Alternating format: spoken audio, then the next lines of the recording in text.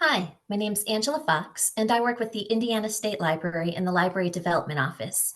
One of my jobs there is to oversee the Indiana Public Library Annual Report. I'll be using this tutorial to point out a few areas of note in Section 2 of the report, registrations. In this section, you'll be reporting on the number of active cardholders in your library system, including resident and non-resident patrons. We've seen the number of digital-only cards rise in recent years, where patrons register online for a card and may never actually visit the physical library. Because these people have registered for cards to make use of library materials and services, IMLS asks that we count these the same way as any other card, unless there's a situation in which doing so would double count the patron. Evergreen Libraries should receive their 2023 Evergreen Report in January. This report will have the registration numbers listed for you. If you've completed the report prior to 2023, you'll likely notice that there are some minor changes to the questions and to their order.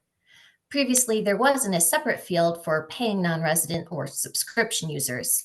That number was meant to be rolled into a larger total. Unfortunately, that wasn't clear at all from the way it was worded. So this year, the paid non-resident registered users have their own question, which is 02003.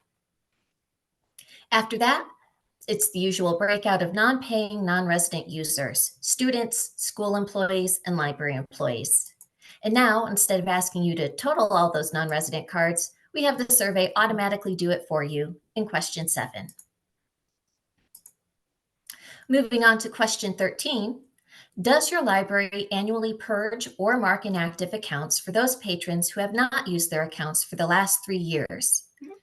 This is our way of checking that the number of patrons isn't artificially inflated by the inclusion of accounts that haven't been active for years. Question 14 asks if you charge overdue fines to users. Your options are a simple yes or no. We realize that lots of libraries have hybrid policies where you may charge fines for some groups, not for others. Say, you may charge fines for everyone but children. Maybe your library charges on some materials, but not others. Maybe you charge on DVDs, but not books. But because this is just a very basic yes/no question, there's not a lot of room for subtlety. So if your library does charge any overdues for any material or any group, go ahead and mark it a yes. The one exception would be if the only fees you charge were fees on ILL materials that were passed on from the loaning library. And that's it for section 2. If you have any questions about this section or any other, please feel free to reach out to me. My contact information is on the screen there, or you can reach out to the Library Development Office. There is a toll-free number and that LDO email.